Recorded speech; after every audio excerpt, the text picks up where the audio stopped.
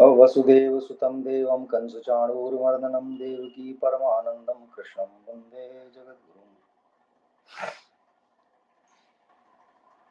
जगद्गुरु का स्मरण करते हुए मैं डॉक्टर शैलेंद्र कुमार आप सभी विद्वज्जनों, सनातन धर्मावलंबियों,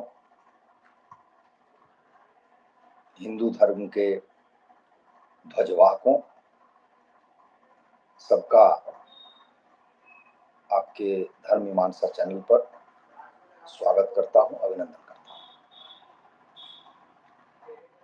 आज एक विशेष विषय है जिस कारण से हम आपके सामने हैं। आज लगभग पूरा दिन अलीगढ़ मुस्लिम विश्वविद्यालय को अल्पसंख्यक का जो दर्जा मिला हुआ है वो वैधानिक है या नहीं है, इस पर चर्चा होती रही। सारा मीडिया उसी से पटा हुआ है। कल के समाचार पत्रों में भी यह विषय छाया रहेगा। तो जिस प्रकार से ये निर्णय आया आज, उससे मामला जितना सुलझता, उससे अधिक मुझे लग रहा है उलझ गया। एक तो मुझे समझ में नहीं आया कि इस विषय पर सुप्रीम कोर्ट ने इतना अधिक समय क्यों लिया। बहुत बहस हुई इस पर, लंबे समय तक ये सुप्रीम कोर्ट में लंबित रहा और कहते हैं कि फरवरी के महीने में ही जो सुनवाई वगैरह है वो सब पूरी हो गई थी और जो निर्णय है उसको सुरक्षित रख दिया गया था। तो फरवरी जो है वो दूसरा महीना है और अभी हम 11वें महीने में हैं। तो 9 महीने तक सुप्रीम कोर्ट क्या करता रहा। देखिए, हमारे देश में जो ये न्याय व्यवस्था है वो वस्तुतः हमारे शास्त्रों के अनुरूप न्याय व्यवस्था नहीं है।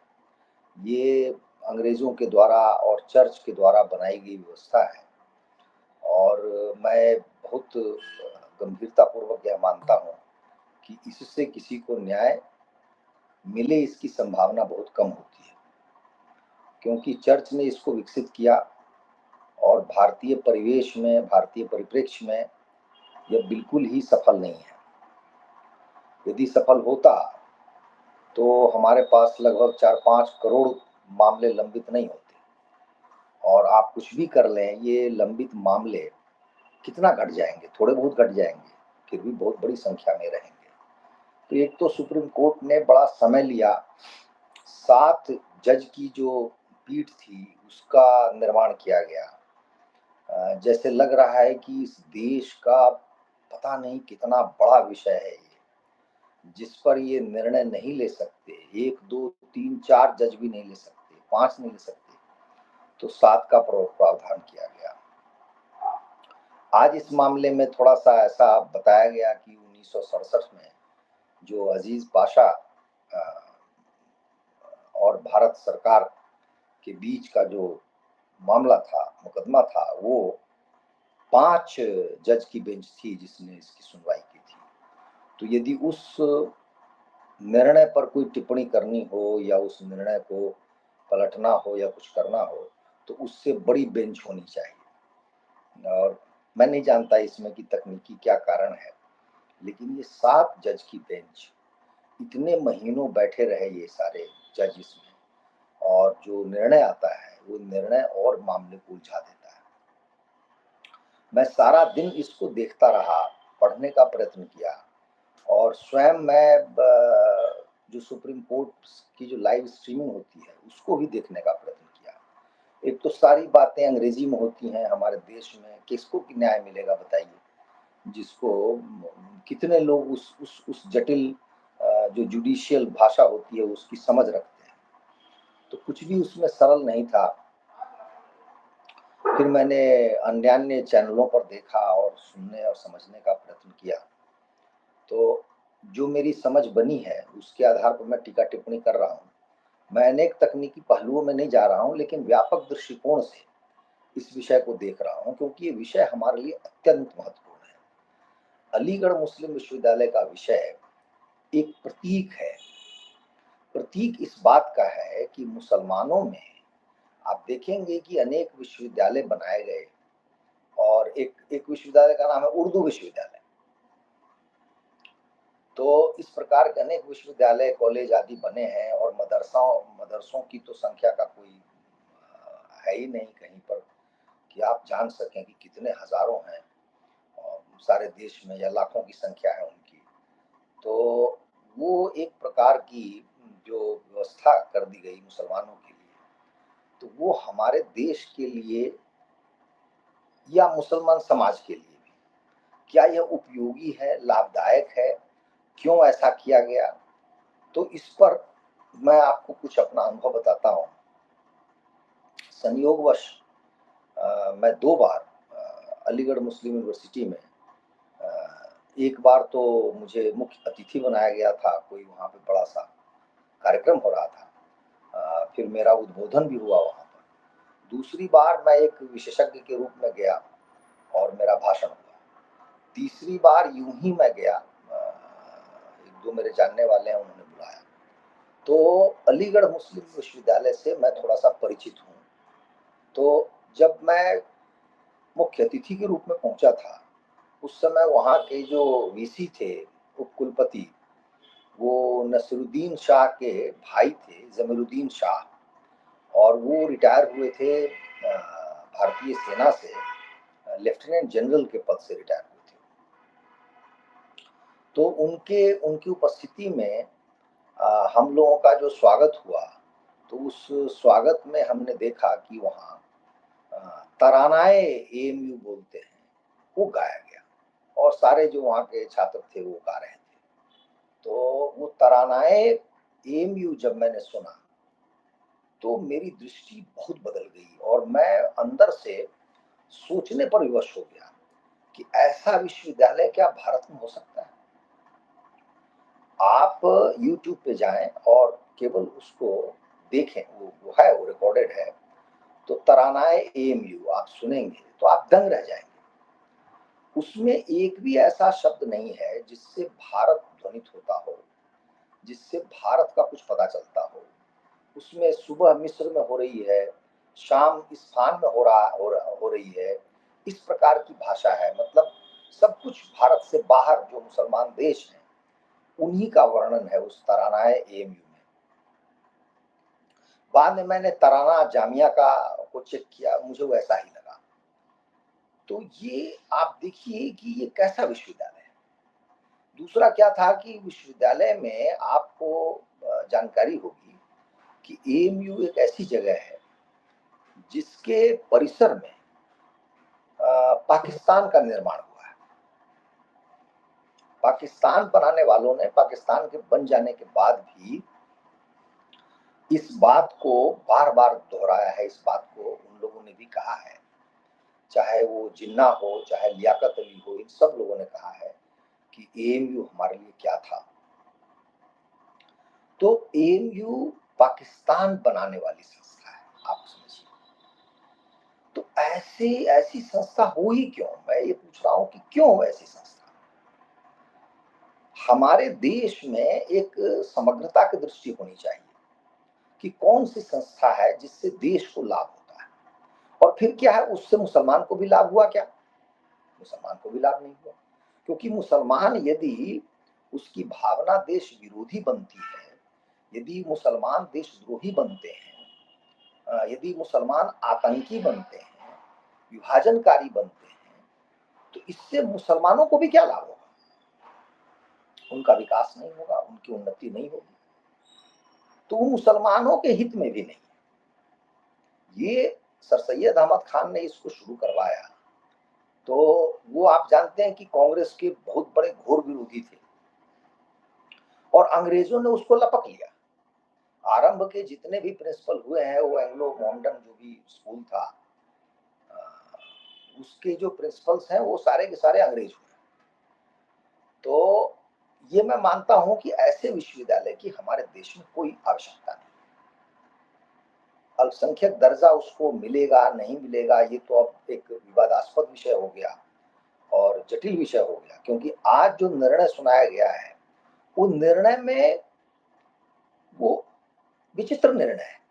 निर्णय यह है कि 1967 में कोई एक अजीज पाशा नाम के सज्जन थे, उन्होंने भारत गणराज्य के बीच में मुकदमा हुआ था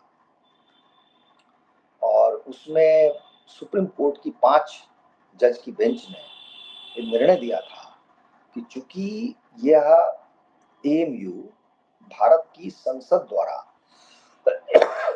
इसका निर्माण हुआ है एक्ट के द्वारा, तो भारत सरकार जो है अपने पैसे से अल्पसंख्यक विश्वविद्यालय क्यों बनाएगी और ये विभेदकारी होगा। तो ये मानते हुए सुप्रीम कोर्ट ने एएमयू को का अल्पसंख्यक जो दर्जा था उसको समाप्त कर दिया था।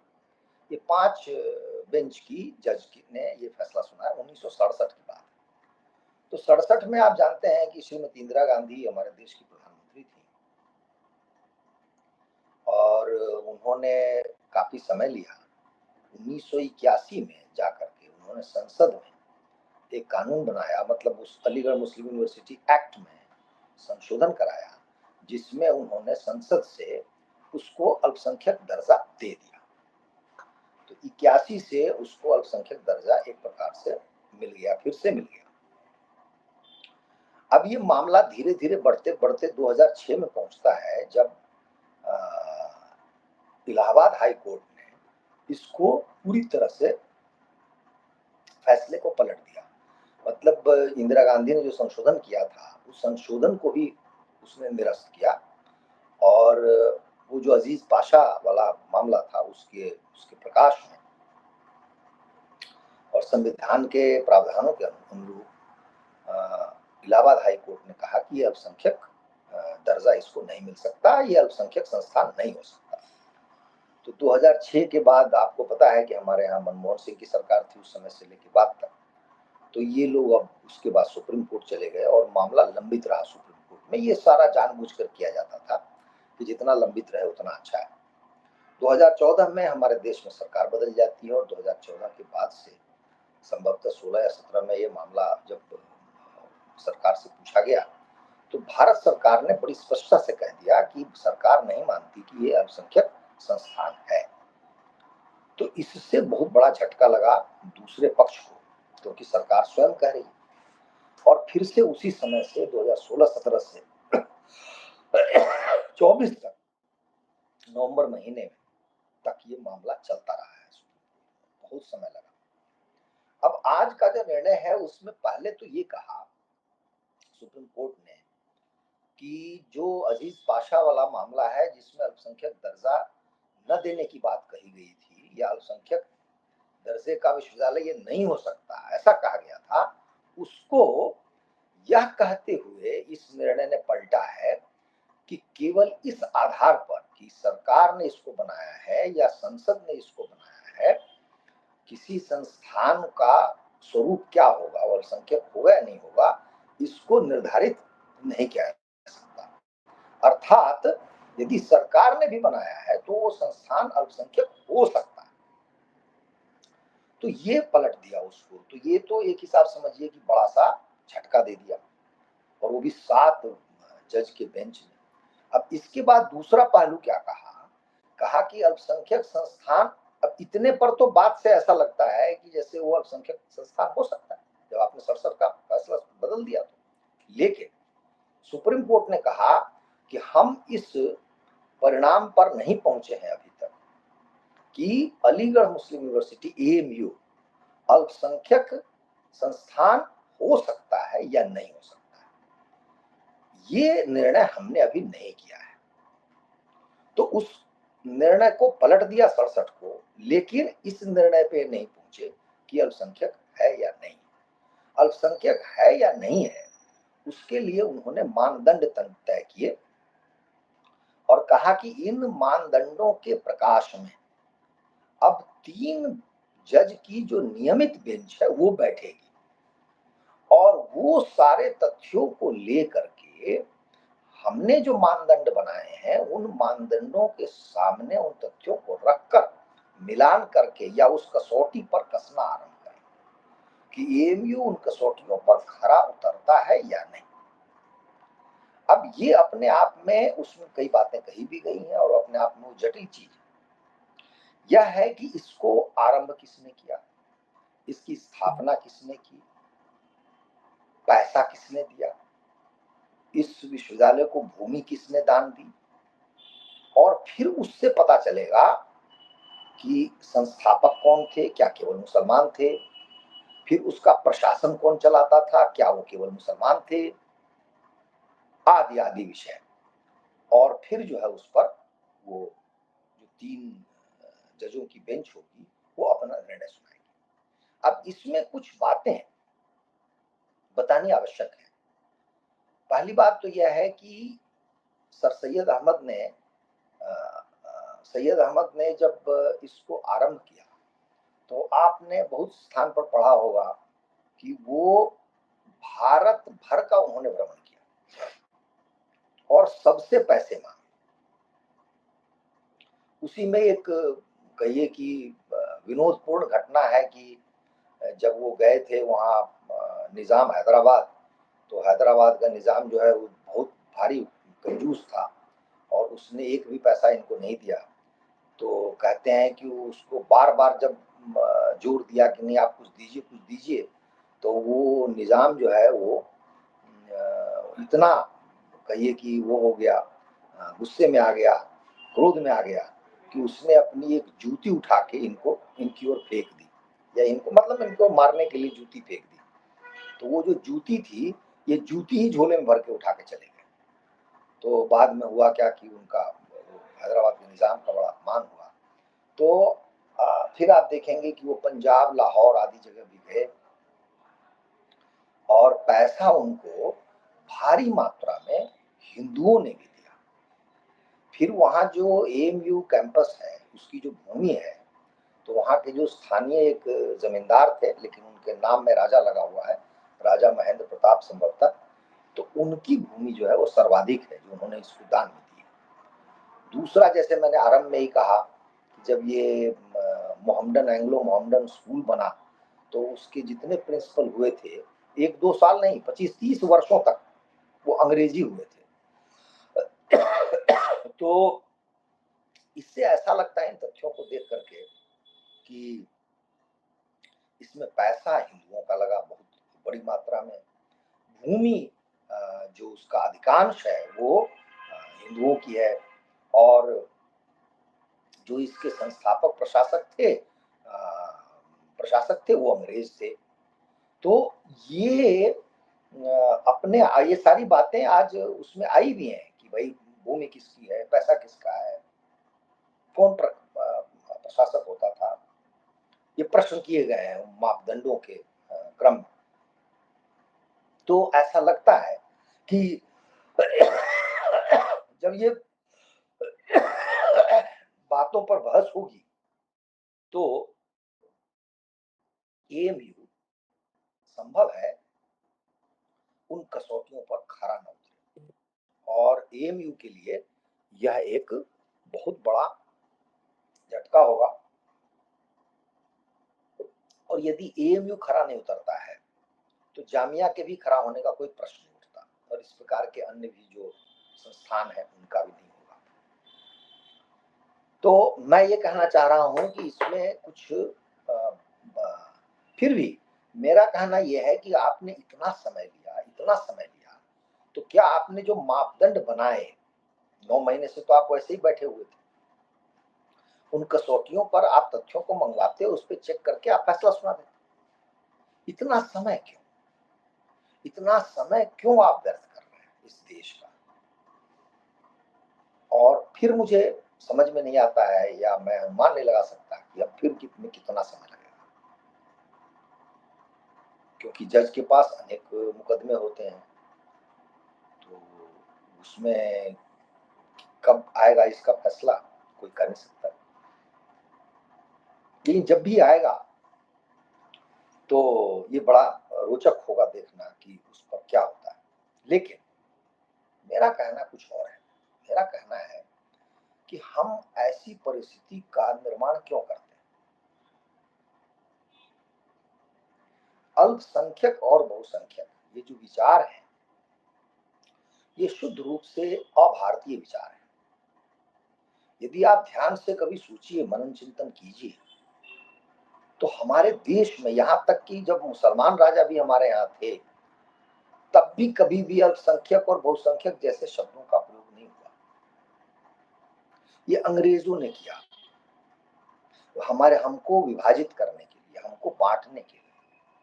और जो यूरोप आदि में जो अल्पसंख्यक बहुसंख्यक का जो प्रचलन हुआ, उसका एकमात्र कारण यह था कि पूरे यूरोप में सारे देश ईसाई हैं और उन देशों में एक ही अल्पसंख्यक समाज होता था, वह था यहूदी। और सर्वत्र ईसाई जो है यहूदियों को मारा करते थे। तो यदि कोई सरकार या व्यवस्था या शासन अपने आप को बढ़िया माने, तो उसका एक ही मापदंड हो सकता था कि उसके उस राज्य में जो यहूदी हैं, उनकी जान, उनका जीवन सुरक्षित है। तो अल्पसंख्यक के जीवन की सुरक्षा यह एक विषय बन गया और इन्हीं लोगों ने बाद में यूएन को बनाया और धीरे धीरे करके यूएन में भी यह विषय आ गया और यूएन ने इस जीवन की रक्षा को लेकर के, मुझे जैसा अनुमान है 1994 में एक उनका एक रेजोल्यूशन जो है निकला हुआ है, वो आप उनके वेबसाइट पर देख सकते हैं।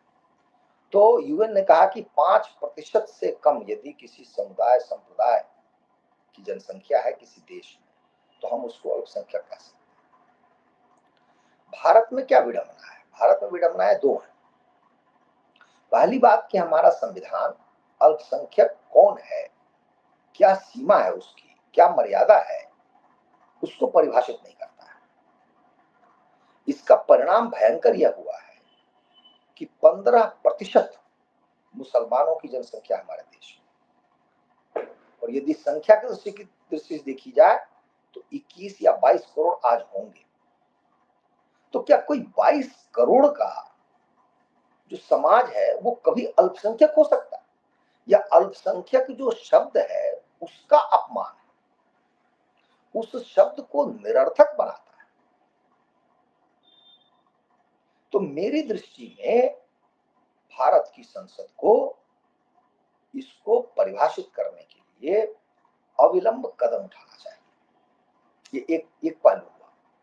दूसरा पहलू क्या है? दूसरा पहलू यह है कि क्या भारत का संविधान किसी अल्पसंख्यक के जीवन की सुरक्षा की गारंटी नहीं देता है? तो देता है। जीने का अधिकार हमारे यहाँ मौलिक अधिकार है। उसके बाद रोजगार, व्यवसाय, भ्रमण, किसी भी दृष्टिकोण से आप देश के किसी भी कोने में जा सकते हैं। आप कहीं भी भूमि खरीद सकते हैं, आप कहीं भी दुकान खोल सकते हैं, कहीं भी रोजगार प्राप्त कर सकते हैं। ये सारे अधिकार मौलिक अधिकारों में सम्मिलित है। तो फिर उनमें अल्पसंख्यक और बहुसंख्यक का भेद कहां है? या भेद ही नहीं। लेकिन फिर भी हमारे संविधान में कई अनुच्छेद बना दिए गए, विशेषकर 29, 30 आदि जो है कि इनकी शिक्षा के लिए, इनकी विशेष शिक्षा के लिए प्रबंध किया जाएगा अल्पसंख्यकों के लिए, मौलिक अधिकार में डाल दिया। अब 1 मिनट के लिए कल्पना कीजिए कि मुसलमान का की विशेष शिक्षा क्या हो सकती है? कुरान पढ़ना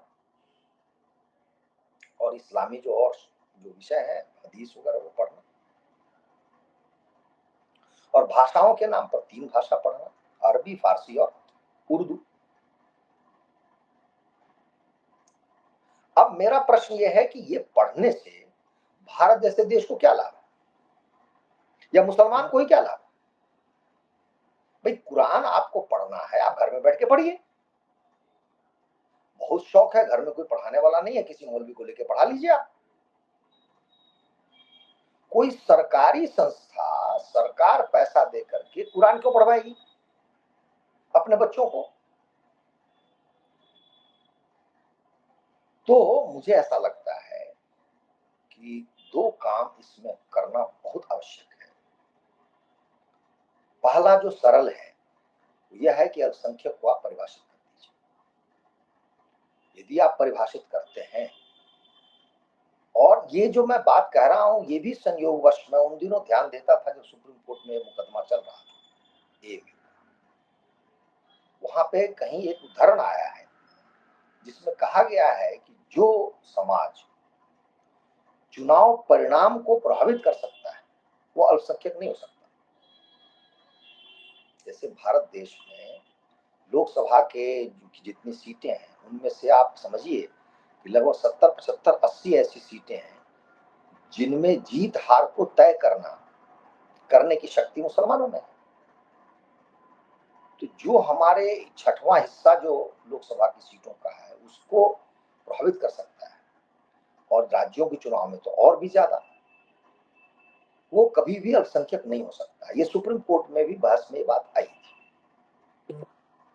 अब जैसे उदाहरण के लिए आप लीजिए कि पारसी समाज है जिनकी कुल जनसंख्या भारतवर्ष में 50 या 60 हजार, और वो महाराष्ट्र में है, वो गुजरात में है, बिखरे हुए, तो शायद एक भी विधायक के चुनाव को भी वो प्रभावित नहीं कर पाएंगे।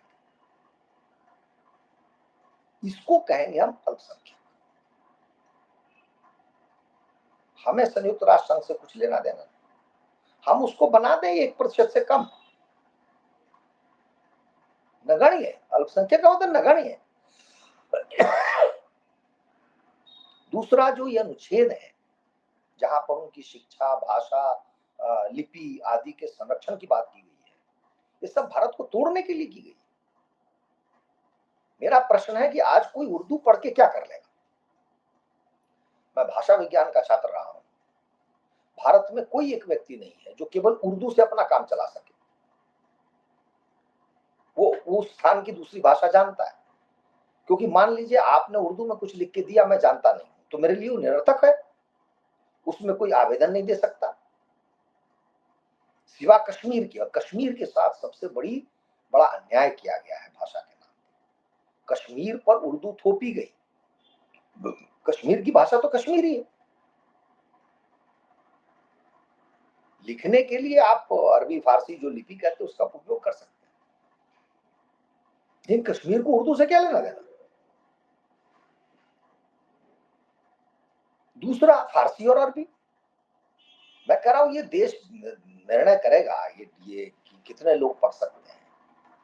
थोड़े बहुत लोग पढ़ेंगे जो हमारे देश में कुछ अरबी साहित्य है, फारसी साहित्य है, उसको समझ के उसका अनुवाद करें और उसका उपयोग करें, तो वो थोड़े बहुत हो सकते। इसके लिए बहुत बड़ी संख्या की आवश्यकता नहीं। संघ लोक सेवा आयोग में या राज्यों की परीक्षाओं में अरबी, फारसी और उर्दू नहीं होनी चाहिए, क्योंकि पहली बात इसकी कॉपी कौन देखता है? वही मुसलमान देखेगा, और कोई तीसरा कोई व्यक्ति नहीं है जो उसको चेक कर सकता है, जो समझ सकता है। पहले तो बहुत सारे हिंदू उर्दू पढ़ भी लेते थे, अब कोई नहीं पढ़ता। उर्दू अपने आप में कहिए कि मुसलमान को छोड़ के बाकी लोगों के लिए मृत भाषा है, कोई अर्थ नहीं है उसका। और अरबी फारसी वैसे ही विदेशी भाषा है, तो जैसे हम फ्रेंच पढ़ते हैं, जैसे जर्मन पढ़ते हैं, वैसे कुछ छात्र पढ़ेंगे जिनका आपको कोई उपयोग समझ में आएगा।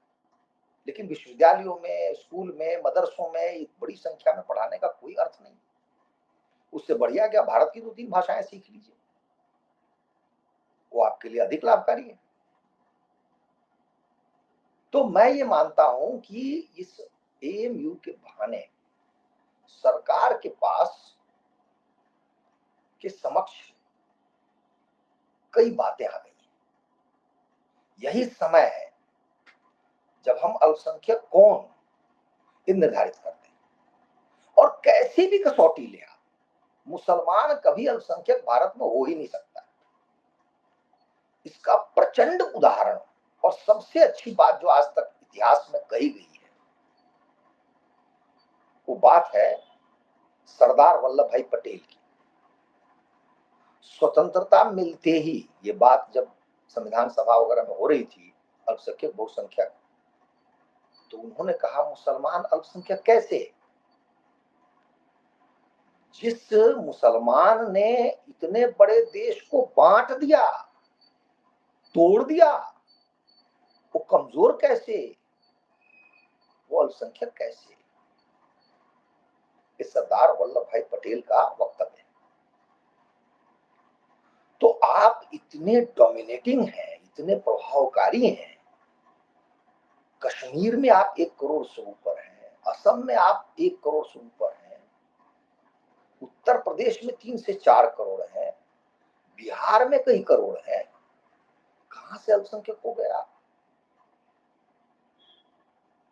इसलिए सदा के लिए इस विषय को समाप्त करना होगा, अन्यथा यह विषवेल जो है वो बढ़ती चली जाएगी। अब फिर से एक बार एएमयू के इस निर्णय पर मैं आता हूं कि मुझे थोड़ी सी आशा इस निर्णय से इस बात को लेकर बंधी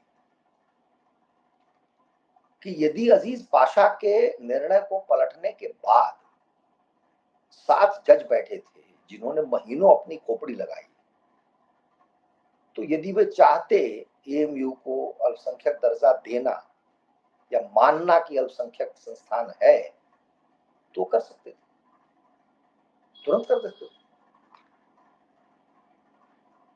लेकिन वो नहीं दिया, उसके लिए चर्चा करके, मापदंडों की चर्चा करके उन्हें छोड़ दिया। इसी में हमारी आशा निहित है और हमें ऐसा लगता है कि ये बिल्कुल भी, जो मेरा विश्वास कहता है कि एएमयू कभी भी अल्पसंख्यक दर्जा प्राप्त नहीं करेगा वैधानिक रूप से, क्योंकि अभी कुछ दिन पूर्व एक मदरसा बोर्ड को लेकर के सुप्रीम कोर्ट का निर्णय आया, तो मदरसा बोर्ड को तो वैध मान लिया, लेकिन वहां फिर से ये बात कर दी कि सरकार को पूरा अधिकार है कि वो कैसे उसको विनियमित करे, कैसे संचालित करे।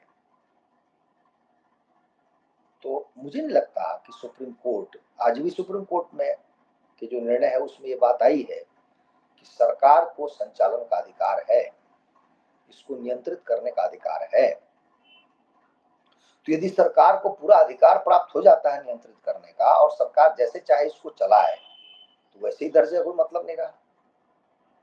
आज इसमें जो एससी एसटी ओबीसी है उसका आरक्षण नहीं मिलता, यदि सरकार उस आरक्षण को लागू करा दे तो बात हो जाएगी।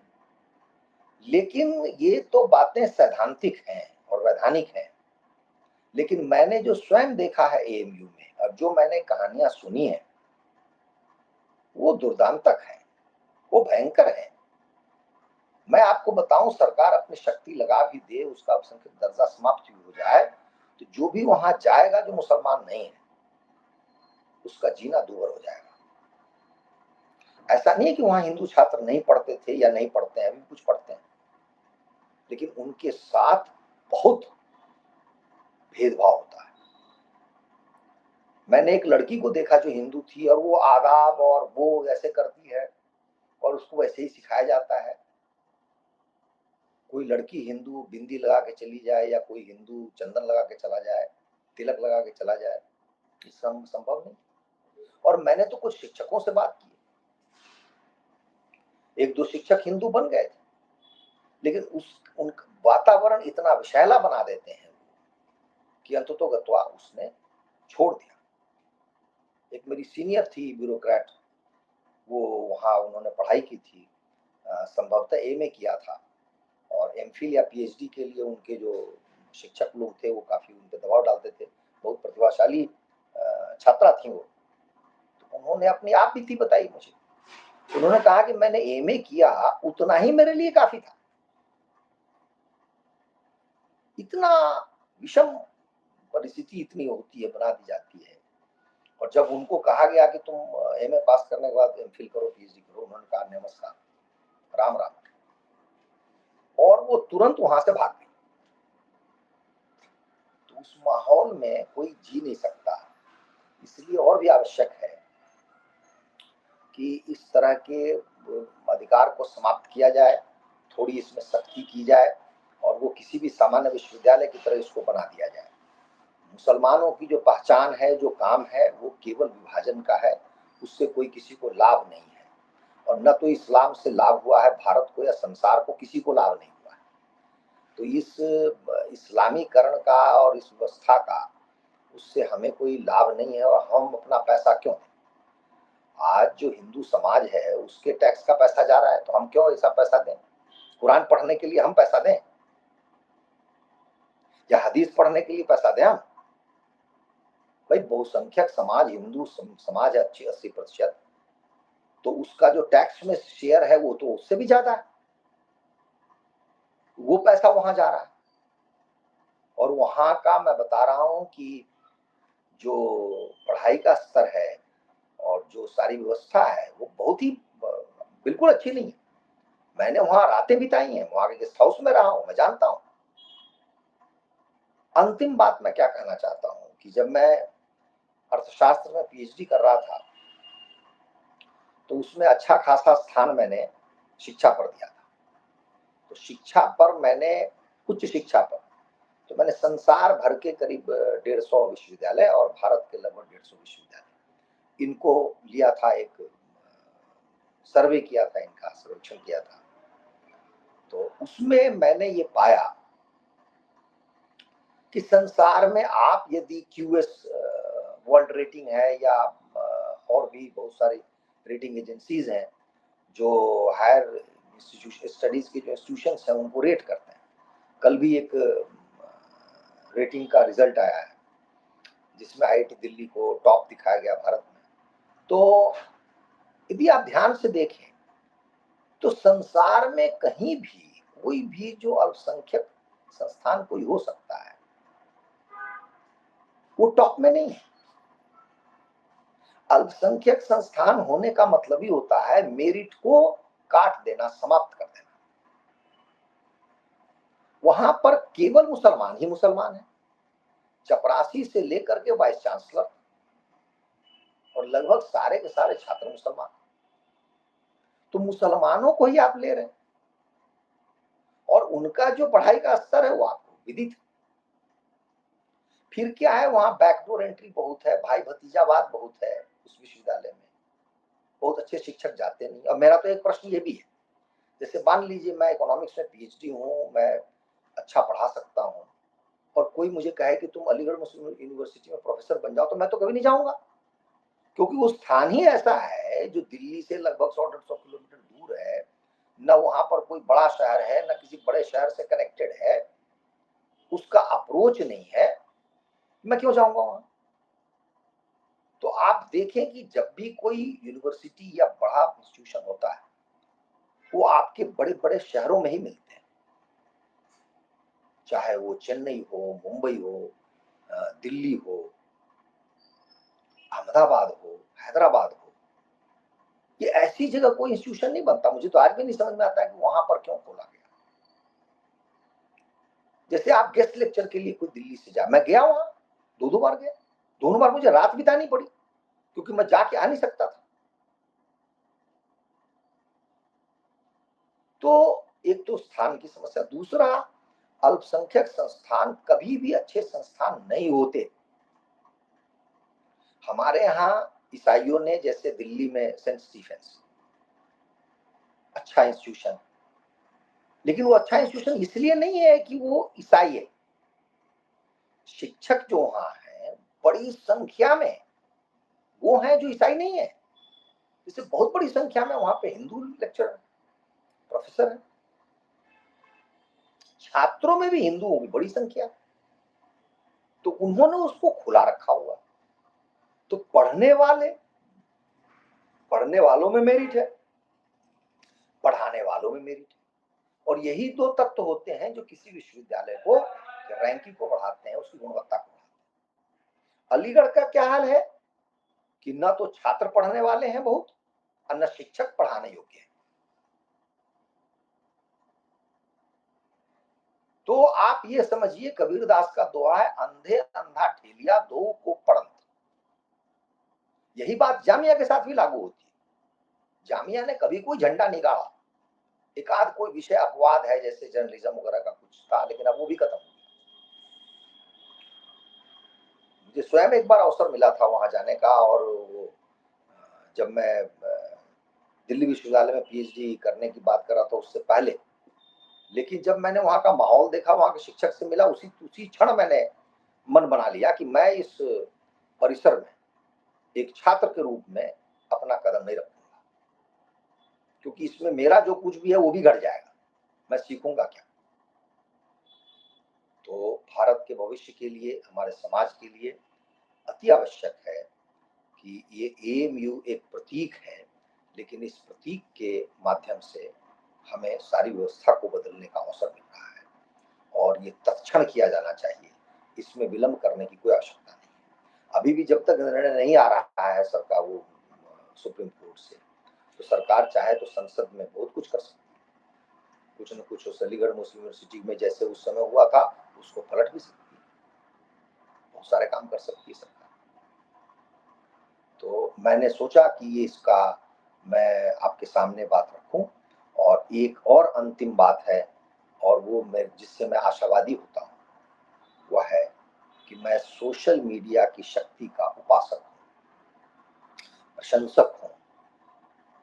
सोशल मीडिया में जो चीज आ जाती है वो चीज आ जाती है। आज का हिंदू इतना सजग है, आज का हिंदू इतना जागरूक है कि मैं मानता हूँ कि एएमयू जैसा संस्थान कभी भी अल्पसंख्यक दर्जा नहीं प्राप्त कर सकता है। वह युग चला गया जब संसद में भी पास हो जाता था, कुछ किसी को पता नहीं चलता था, या सामान्यतः हिंदू उसके लिए कोई समय नहीं देते थे, उनको जानकारी नहीं हो पाती थी। लेकिन आज तो एक एक शब्द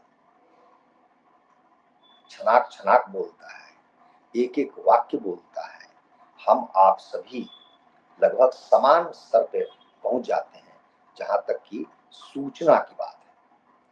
तो सूचना हमें उपलब्ध हो रही है, और हम आशान्वित हैं कि यह काम आज न कल अवश्य होगा। इसी बिंदु पर मैं अपनी वाणी को विराम देता हूँ, और आप सब लोगों से विदा मांगता हूँ, और आपसे आग्रह करता हूँ कि हमारी वार्ताओं को सुने और लाइक करें, हमारे चैनल को सब्सक्राइब करें, और टिप्पणी भी अवश्य करें। जय श्री राम।